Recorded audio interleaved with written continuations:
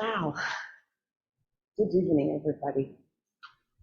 Um, I'd like to begin tonight by also acknowledging the traditional custodians of the lands in which we live, we meet, and pay my respects to those who have come before us, those who are here with us, and those who will come in the future. I also like to extend this acknowledgement of all Indigenous people around the world, and particularly where we come from. There's a lot of knowledge to be gained. There's a lot of experiences to be understood, and it's a privilege that we are meeting in this space tonight. And in acknowledging the traditional custodians of this land, it's so wonderful because today we're talking about what Spiritism. And what we understand about Aboriginal culture in general is that there are connections to land, there are connections to country, there are talks about dreaming, there is storytelling, the connections to the ancestors is so strong and prevalent in those cultures. And we can draw a lot of parallels with Spiritism. So it's a privilege to be able to be here tonight. Like Tali said, it's a very special day for us, and it is a special day because we've been in operation since 2018 in this format, and so we're going to our 5th year, and today is the first time that we extend the talks to those whose first language is not Portuguese. So if today is your first time, thank you for coming. Thank you for being with us and for supporting us in this journey. My name is Andrea, and we are the St. Francis Spiritus Center family. So you're part of that. So thank you for being with us today. So like I said, we've been here since 2018, more or less in this format. And what you see is that our PowerPoint slides have this phrase at the top, which in Portuguese it reads as acolher corações, espalhar o bem. And in English, that is to embrace, welcome hearts, and to do good. This is our mission. This is what we believe in. So yes, we'll talk about Spiritism, but first and foremost, I hope that all of you will leave tonight feeling that your hearts have been embraced, that you have been welcomed, and that in some way, even if it's just very little, we have done some good. We are a Spiritist organization, so what we're going to talk about here is what we believe, which is Spiritism. But we also acknowledge that many of you may have different walks, may have come from different cultural backgrounds, different religious backgrounds. You're welcome. And we like to hear from you. We like to learn from you. We are not the holders of every truth. In fact, we are not holders of the truth. But what we profess here is what we believe. So if there's anything that resonates with you, you're more than welcome to share at a time and space that is appropriate. And we hope to always be welcoming you in this journey as well. So the task is ginormous. We're not going to achieve in 30 minutes the answer of this question, what's Spiritism? First, because I don't know the extent of that. Secondly, because I'm learning just like all of you. Thirdly, because this is a term that keeps on changing and evolving as new bodies of knowledge and reflections become available, and that in that journey of learning more and acquiring more knowledge, we also become self-actualized and self-aware. So what Spiritism can vary because we have clear definitions, but for all of us, it may mean something slightly different. So we want to hopefully come up with some clear understandings, but it's important to make sure that we're not just using one specific definition and sitting with it, because Spiritism can be expanded. And we use some literature, but there's also more literature becoming available all the time. So there are many questions that we're not going to answer tonight, but hopefully in time we'll get there, or at least touch from time to time. So we're not going to talk about mediumship tonight. Who has heard about mediumship in connection to Spiritism here? But we're not going to talk about it tonight. So just something for you to just keep on wanting to know, because we'll get there eventually. Where did it start? How did it start? Who is Allan Kardec? This guy that we keep talking about it all the time. Who is he? We're not going to talk about the Spiritist codification because we're not going to have time. The Fox Sisters. Who has heard about the Fox Sisters from New York? That's it. We're not going to talk about them tonight as well. But what's that for? What's Spiritism for? What is actually doing? What's the impact that it's having? We're not going to have time to cover all of that, but hopefully if you keep coming on every last Monday of the month, gradually we'll get to some understanding of each one of those topics. But hopefully you're going to leave tonight with three important takeaways. What are the fundamentals of Spiritism? What's the triple aspect of Spiritism? And where to from here? Where can I get more information if what you said resonates with me and I want to know and learn more? Because this is just the beginning of our journey together in English, and we have a lot more to acquire together. So yeah, I could really just be here talking for the next 30 minutes or 20 about Spiritism, but why are you here? What brings you here tonight? What is a Spiritism for you? So I want to give you just maybe 30 seconds to just sit with those questions, and hopefully come up with one word or a quick sentence if you feel comfortable to share about what's Spiritism for you. Why are you here? So take a second.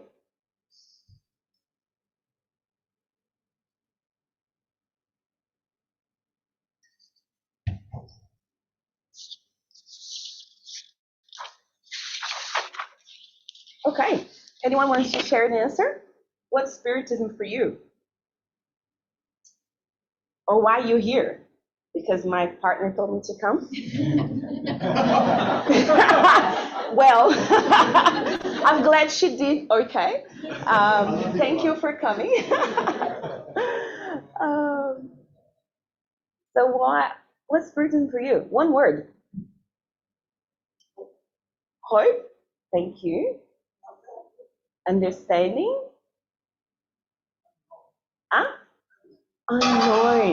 Unknown, thank you. Wonder, comfort, absolutely. Peace. Okay. Anyone else? Balance, yeah. Faith for me, perhaps. Okay, very good. So if we were to look at a couple of definitions of Spiritism, these are the ones that we can find in two separate books that have been published by Allan Kardec. So the first one is from the book What's Spiritism? And we're going to talk about that book a bit later on. And right in the introduction, this is what the spirits have explained and helped Kardec come up with a brief explanation. So Spiritism is a science which deals with the nature, the origin, and the destiny of spirits, as well as their relationship with the corporeal, the material world. So like I said, this is found on What's Spiritism, which is really the first book that, if you're interested about What's Spiritism, that would be the one that we recommend you to look at, and we will talk a bit later on that. Further, later on, a more perhaps comprehensive definition has been published in the Gospel According to Spiritism, also by Allan Kardec. And it says, Spiritism realizes what Jesus said of the promised consoler. And when we talk about the promised consoler, what we're really looking at is bringing knowledge, is a body of knowledge of those things which allow men to know where he came from, where he's going, and why he is on earth. So the purpose is attracting mankind towards the true principles of God, of God's law, and offering consolation through faith and hope. So obviously, this is a very brief, just words out there to try to explain what is this big word Spiritism and what does that actually mean. And as we progress with that, it's also important for us to draw some distinctions. So we often hear the words spiritualism, spiritualist, and then Spiritism. They are not necessarily the same thing. So by principle, every Spiritist believes in spiritualism and is spiritualist. But not everyone that believes in spiritualism believes in Spiritism. And not everyone that not everyone who is a spiritualist is a Spiritist. So just to get you a bit more confused, spiritualism is the opposite of materialism. So it's basically acknowledging that there is something else apart from matter. Now, a spiritualist is someone who believes that there is something within you, as part of you, that is more than matter. So these are definitions that come from the Spirit's book, right in the beginning, the introduction as well. And I think it's important to bring those definitions because they can be used quite interchangeably. But once we are looking at Spiritism, there are specific fundamentals that we believe. And these are the top 5. So first and foremost, we believe in God. We believe in the existence of a creator. So much so that the very first question of the Spirit's book is, what is God? And the answer to that is, God is the supreme intelligence, the first cause of all things. So the supreme intelligence in the beginning, the first cause of all things. So to believe in God, it's really important because it gives us a sense of belonging to something much bigger that we may not fully understand, but within us, we have that essence. So the question on the book is also what is, not who is. And it is what is because we believe that God cannot be associated or be embodied into a human. It's not a person. We all have that divine essence within us. But to put God and humans at the same level is something that we believe it's not possible. And there are not always words, expressions, definitions to really come up with the complete understanding of God. So fundamental number 1 is there is a God for us spiritists. There is something, a creator that is above, beyond our understanding, our capability, but it's within us. So the second one is the existence of spirits and their survival after death. So the question number 76 of the Spirit's book is how we define spirits. So what are spirits? Spirits are we can say the intelligent beings of creation. They populate the universe beyond the material world. In other words, we are spirits. And we believe that we are intelligent beings, well, sometimes, most of the times, but intelligence in the sense is we have the principle, the use of the intelligence is something else, but we have the intelligence, we can think. And we populate this world and the universe. We believe in reincarnation. So we believe that you'll be born again. Not in this flesh, not in this body, perhaps not even here, but that you will be born again. That's a fundamental of Spiritism. Chapter 4 of the Spirit's book is all about reincarnation.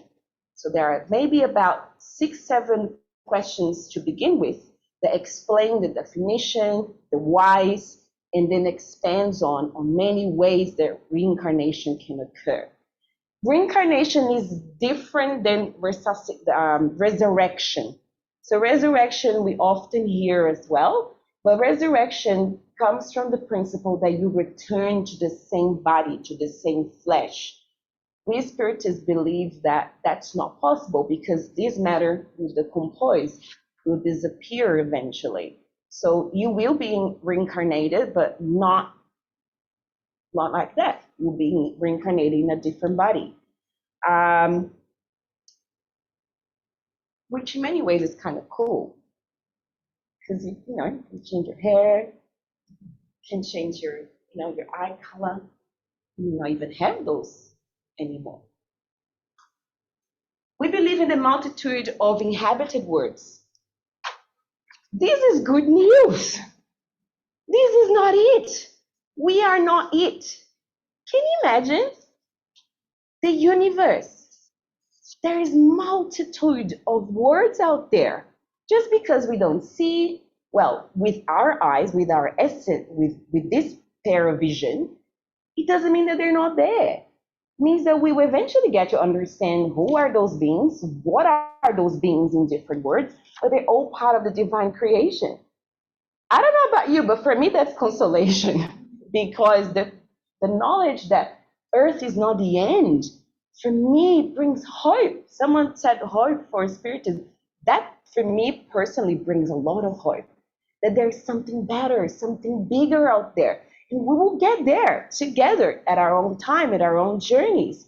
But God is so good that He didn't make this huge universe just for us to inhabit here on our happy ways. So, yes, there are multitudes of inhabited worlds out there. Mars, Venus, Jupiter, they are not the limit. There's a much bigger world out there, inhabited by spirits, intelligent beings that populate the universe. And as a fifth principle, we can communicate with them. So sometimes some people have more abilities to communicate with spirits that are not alive in flesh like us, and others have less abilities, but we can all communicate with spirits through prayer, through evocation, sometimes even through other therapies. We believe that they are out there. They are here. Some people can see, some can hear it, and some can communicate in intelligent, meaningful ways. Now, how then we study all of this in 3 different segments, which we call the triple aspect of Spiritism. So we have science, we have philosophy, and we have religion. So Spiritism is the 3. It's simultaneously a philosophy and a field of scientific study.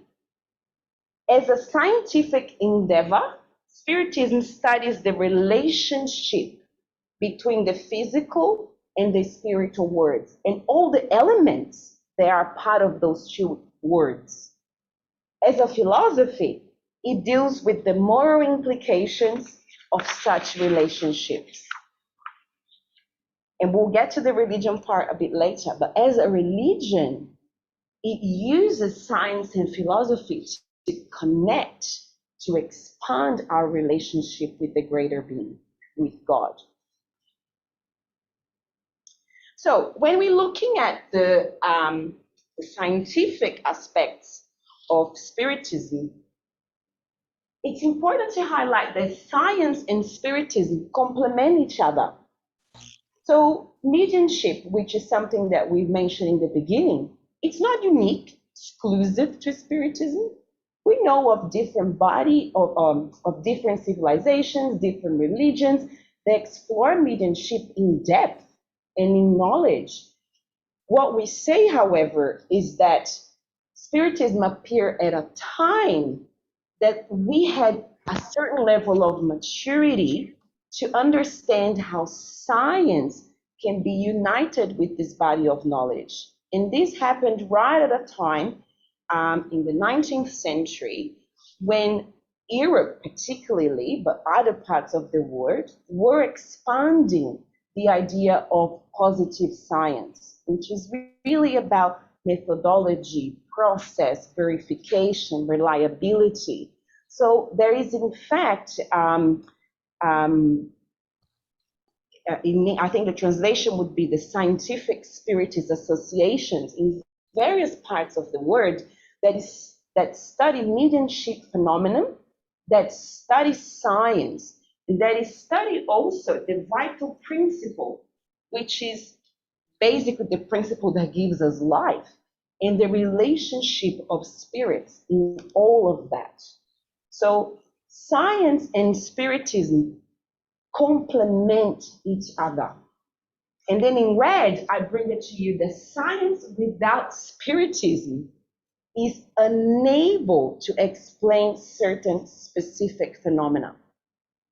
The same applies to Spiritism. It would not have the credibility, Spiritism would not have the credibility without the confirmation of science. What about philosophy? So you said that Spiritism is like a science and then there is a philosophy. Why is it a philosophy? Because Spiritism aims to investigate the true nature of life. We ask those questions all the time to ourselves. So why are we here? Where are we going? Who am I? Spiritism as a philosophy tries to also answer those questions, to bring reflection and awareness. And by doing so, Spiritism is a philosophical doctrine as well. And when I say, and when you hear the word doctrine, it's a direct translation of Portuguese. So some words may resonate a bit, I don't know if that sits well with what you're saying, but it's purely because we tend to translate. So evangelization, doctrine, these are words that in Portuguese are really clearly defined, but in English, we will adapt and hopefully come up with a common language. So Spiritism is a philosophical doctrine, but it has religious consequences, because we're not just asking those questions for the sake of asking those questions. We ask those questions because they unavoidably touch on religious principles. Like, if we are here, how did we get here? Who or what created all of this? So we actually want to study the relationship and the existence of God, the soul, as in us, the spirit, the incarnated spirit, in the future. What to from here? And it is a religion. It is a religion, but it's not a constitutive religion. And it's really important that we emphasize this point, because because it's not a constitutive religion, it has no external forms of worship. It has no clergy, no liturgy, and among its followers, there's not one person that is the head or the priest.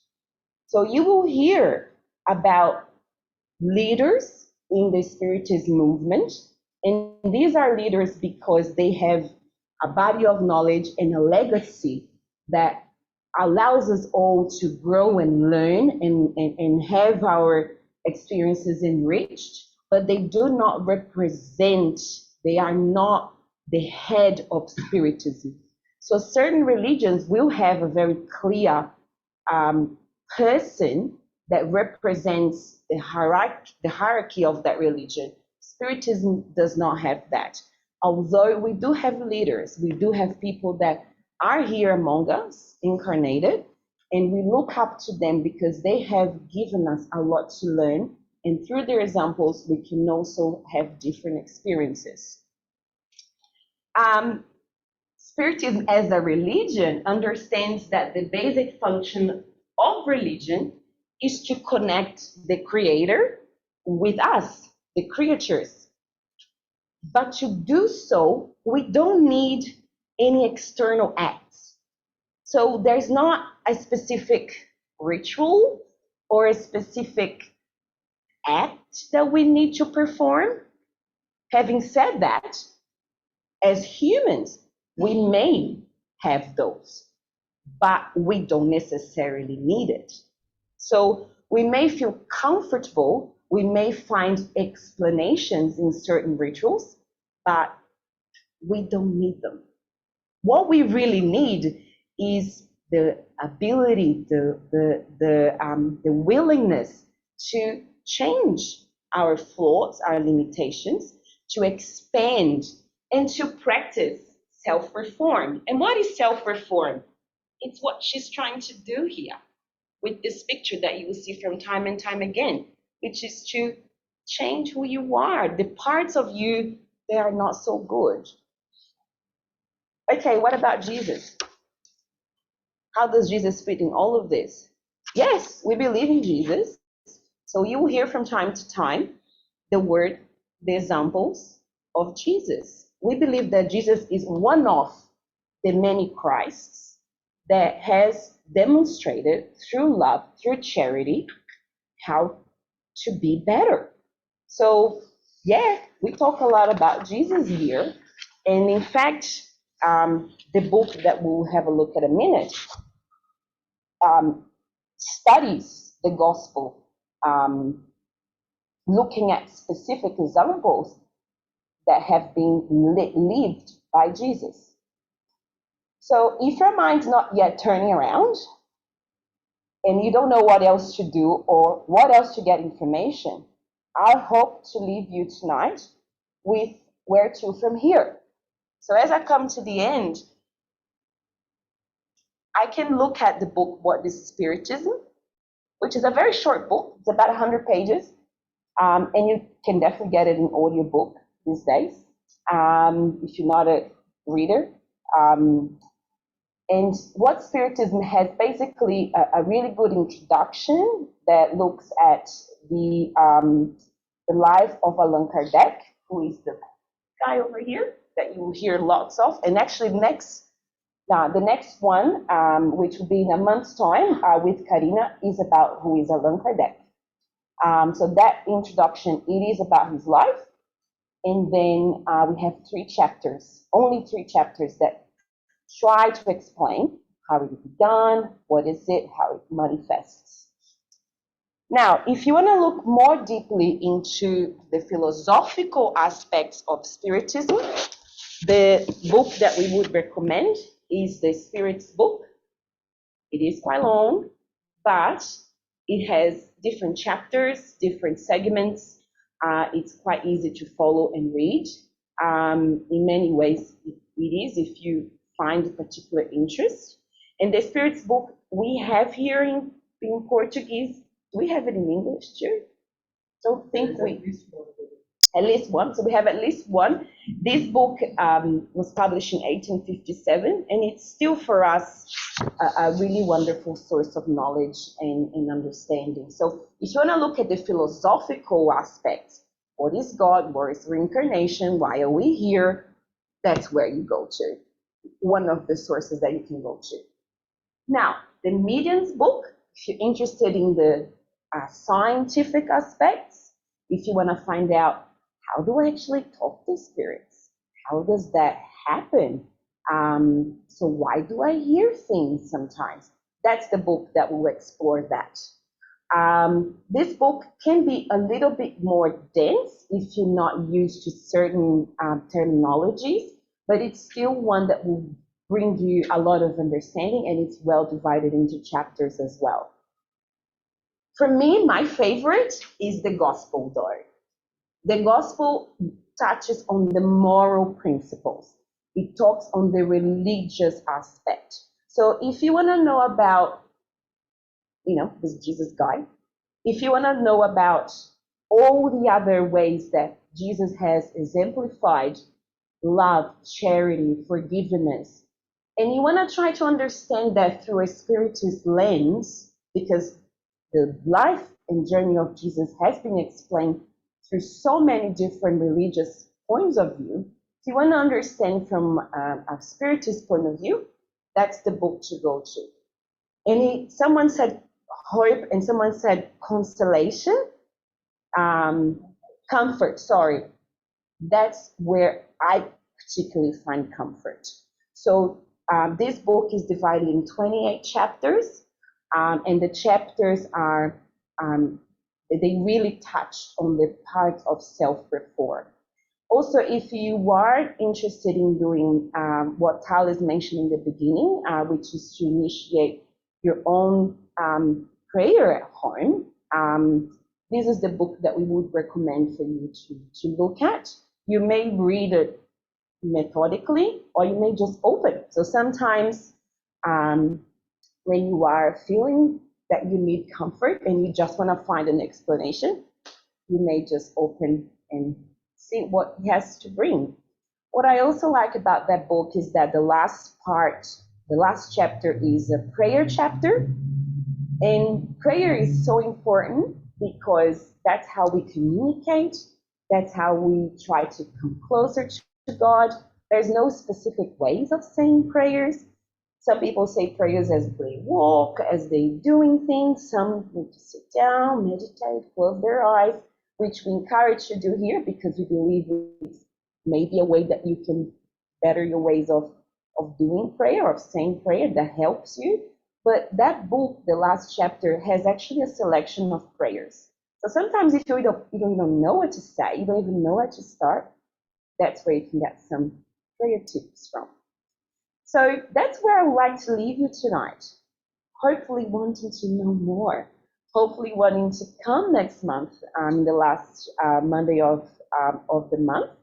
And it's just been 8:05, so I went on a bit over. But I hope that tonight's session, above all, has given you some sort of curious or information to take away, but that you feel welcome, that you are part of our family.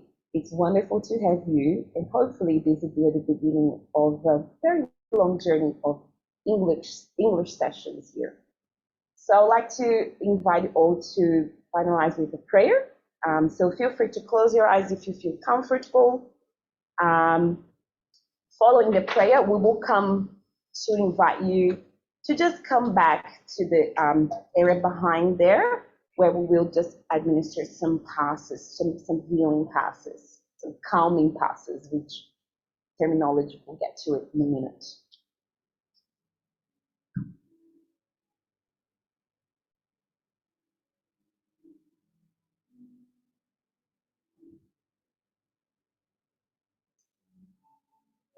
We want to say thank you, God, for the precious gift of life.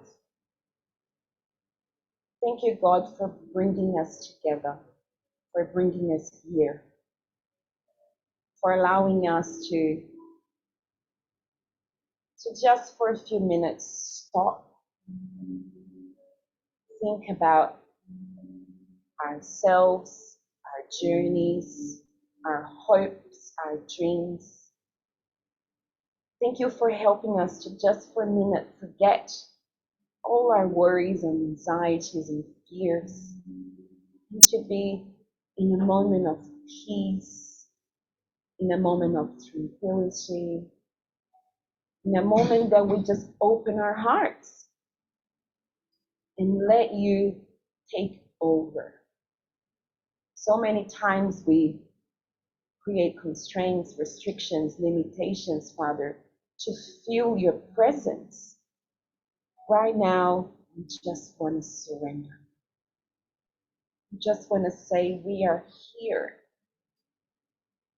For many of us, this is the first time learning a little bit about Spiritism. For some of us, we know a little bit already. Yet we are all in this together. And we are so grateful that tonight we have come together to try to make sense of all of this, to try to understand where we go to. But above all, Father, to really know that we are not alone, that you are a wonderful creator of the universe, of our own lives, and that with you we are stronger. With you, anything is possible. We hope that we will feel your presence and be in your presence for the next days of this week until we meet again. We say thank you.